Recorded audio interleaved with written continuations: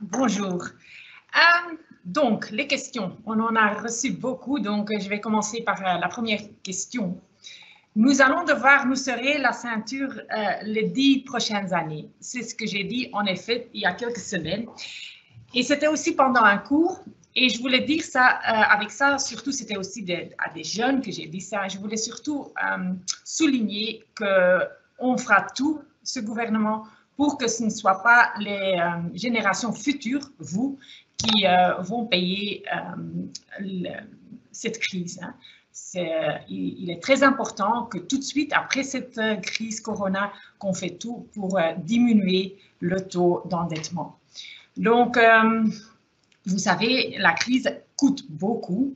L'année passée, on a déjà dépensé 22 milliards à cause de cette crise Corona. On a, par exemple, soutenu tous les hôpitaux, les gens qui travaillent dans le soin de santé. On a acheté des masques, des gels, maintenant les vaccins. Donc, ça coûte beaucoup, mais on a aussi dépensé beaucoup à cause du chômage temporaire.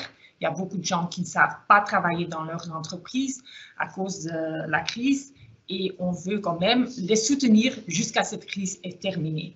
Puis, il y a aussi les entreprises, les indépendants.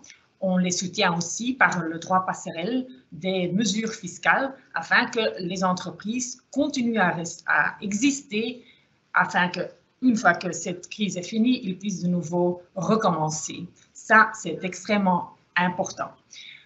Mais quand j'ai dit serrer la ceinture, je voulais surtout dire que notre État doit être plus efficace, qu'on va essayer qu'au niveau de l'État, on dépense mieux, qu'on fait des économies et qu'on analyse très bien si toutes les dépenses qu'on fait, qu'ils sont efficaces.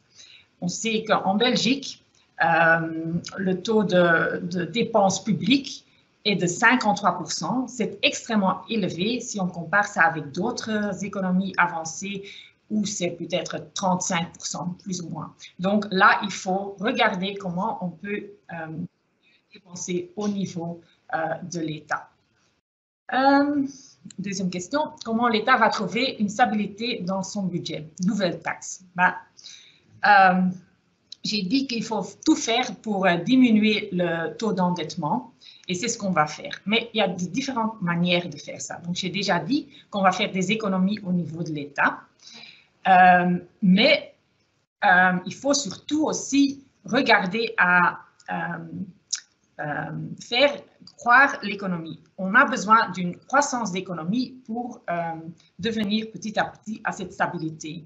La bonne chose est que les dépenses Corona étaient des dépenses ponctuelles, seulement pendant la crise. Après, on ne va plus avoir ces dépenses, mais on va quand même les repayer. Et ça, on peut faire, entre autres, et surtout avec une réforme du marché du travail et ainsi de faire accroître l'économie de manière qu'il y a plus de gens qui travaillent, comme ça, il y a moins d'allocations qu'on va payer dans l'État, et on a plus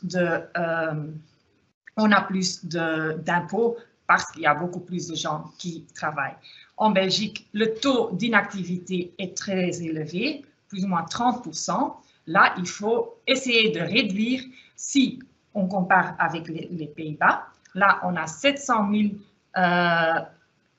si on compare ça, si on aura le taux d'activité comme aux Pays-Bas, on aura en Belgique 700 000 personnes de plus qui travaillent. Ça veut dire qu'on aura moins de coûts et plus de revenus comme État, et ça ferait la différence de 14 milliards. Donc, travailler sur l'inactivité, ça sera la plus grande chose pour devenir à la stabilité de notre budget. Troisième question, le pourcentage d'épargne optimale. C'est très difficile de donner un chiffre sur ça. Il faut surtout regarder que si pour des temps difficiles, hein, par exemple si tu as un accident ou si tu perds quelque chose, que tu as quand même un peu de marge pour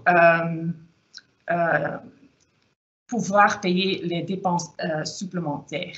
Et surtout aussi, si tu sais que dans le futur, tu auras des dépenses considérables, par exemple, tu dois acheter une nouvelle voiture ou quelque chose comme ça, il est très important de déjà, avant, commencer à faire des épargnes, à mettre un peu d'argent de côté, comme ça, le jour où tu dois faire cette grande dépense, tu as quand même assez d'argent pour ça.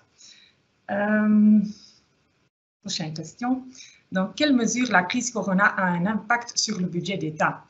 Donc, j'ai déjà dit, la crise coûte extrêmement beaucoup et en total, l'année passée, c'était 22 milliards. Ça continue cette année parce qu'on va allonger le chômage temporaire, le droit de passerelle, on va continuer à soutenir les hôpitaux, etc. Donc, déjà cette année, on a aussi déjà 7 milliards de dépenses supplémentaires. En plus, on a moins de pouvoir d'achat parce que les gens ne savent pas dépenser leur argent, comme il y a encore beaucoup de choses qui sont fermées, comme l'ORECA, comme l'événementiel, etc. Je vais demander pour la prochaine page parce que je ne sais plus lire la prochaine phrase. Oui, un instant. Je vais prendre déjà... attendez, attendez, yeah. Juste un instant. Un peu plus haut. OK. Pourquoi il y a un budget tellement important en Belgique pour la sécurité sociale? C'est un choix. C'est un choix politique. En Belgique, on a voulu faire un État où le niveau de support social est haut. Et ça veut dire qu'une fois dans ta vie, tu auras besoin de, par exemple, des allocations de chômage ou à la fin de votre vie, le pension ou si tu es malade, il y a des supports pour des malades. Donc, c'est un choix et en Belgique, on a un système où il y a vraiment beaucoup de support pour ceux qui ont besoin un certain temps dans leur vie. Ceci dit, il est vrai que la sécurité sociale reçoit des cotisations sociales, mais qui ne comptent que pour la moitié de leurs dépenses. Et là, il est très important qu'on regarde aussi dans la sécurité sociale comment on peut améliorer certaines parties de ce soin, comment on peut le rendre plus efficace. Et c'est pour ça que j'ai maintenant commencé avec des spending reviews. Ce sont des analyses des dépenses pour voir si, par exemple, une procédure médicale est vraiment la plus efficace. Parfois, il y a des procédures médicales qui ne sont pas consommées beaucoup. Et là, il faut demander pourquoi on n'utilise pas ça beaucoup, parce que c'est quand même mieux pour les patients. Donc, il y a des choses qui peuvent marcher mieux et qui, à la fin du jour, peuvent donner des économies aussi. Voilà, prochaine question. Pourquoi doit-on payer du TVA? Le TVA, j'ai expliqué, c'est un TVA qu'on paye sur les produits, les services. C'est la même chose pour tout le monde.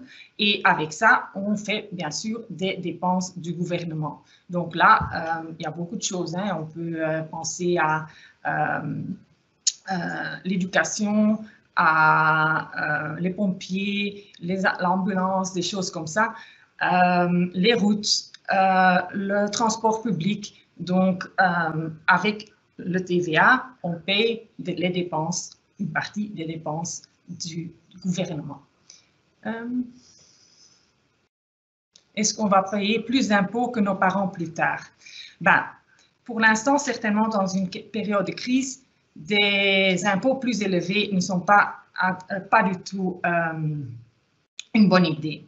Dans une crise, il faut assurer que les gens ont de la confiance dans l'économie, que les entreprises ont la confidence.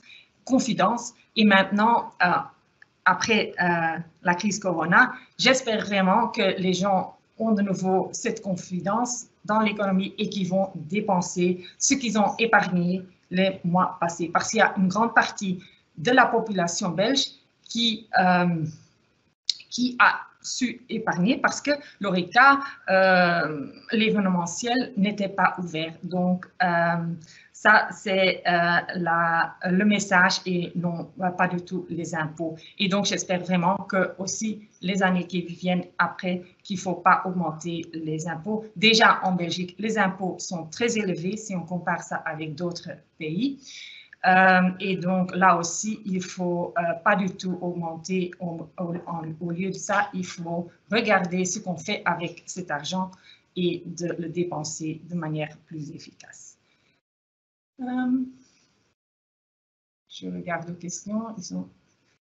Comment les dépenses de l'État sont-elles déterminées?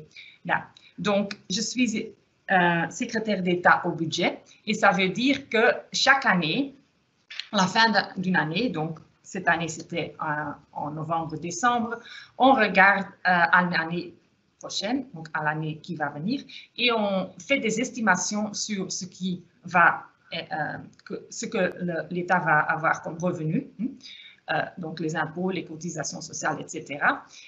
Et c'est basé sur des paramètres économiques, des expectations sur la croissance.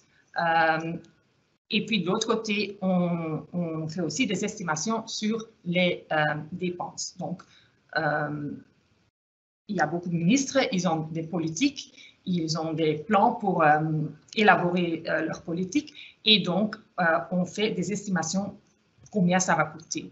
Aussi combien ça va coûter toutes les allocations qu'on va donner, les investissements dans les routes, l'éducation. On a des dépenses fixes et puis aussi des dépenses variables qui dépendent chaque année. Donc, on fait des estimations et comme ça, on sait plus ou moins combien on va recevoir et combien on va dépenser. Et là, il faut essayer de trouver une balance, bien sûr, mais pour l'instant, comme vous savez, la crise Corona a comme résultat que pour l'instant, il y a un déficit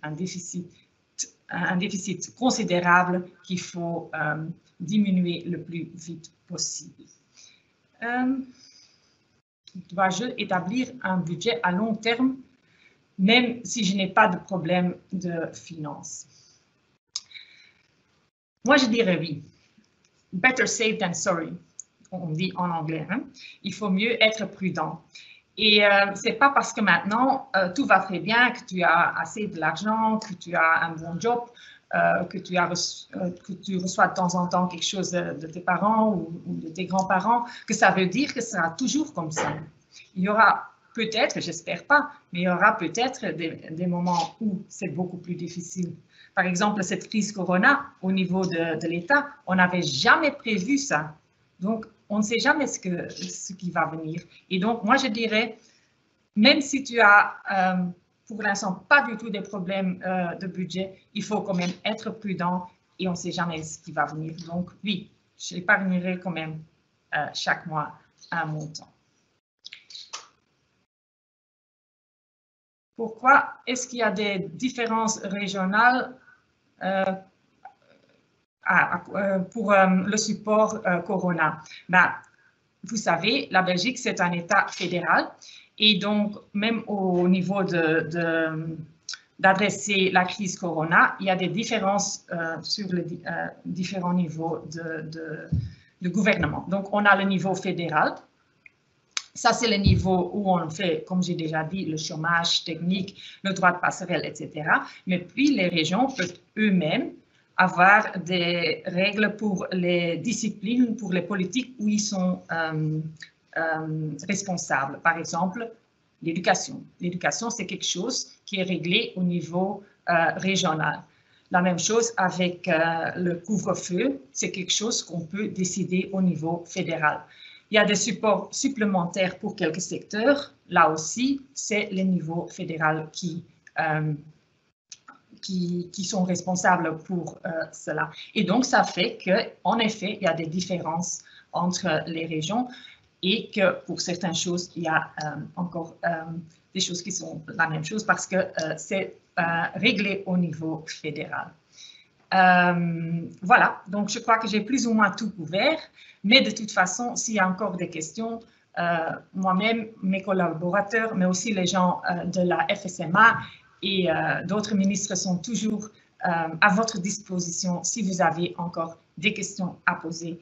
Et de toute façon, j'espère qu'on sera libéré de cette crise Corona le plus vite possible. Et c'est pour ça que je vous demande à vous tous d'encore faire un dernier effort pour qu'on suive les règles. Et j'espère qu'après les vacances de Pâques, on a de nouveau notre liberté et que, bien sûr, étant secrétaire d'État au budget, que vous commencez de nouveau à dépenser, à aller à l'ORECA et que pour vous aussi, il y aura quand même des festivals et des événements culturels le plus tôt possible. Merci beaucoup.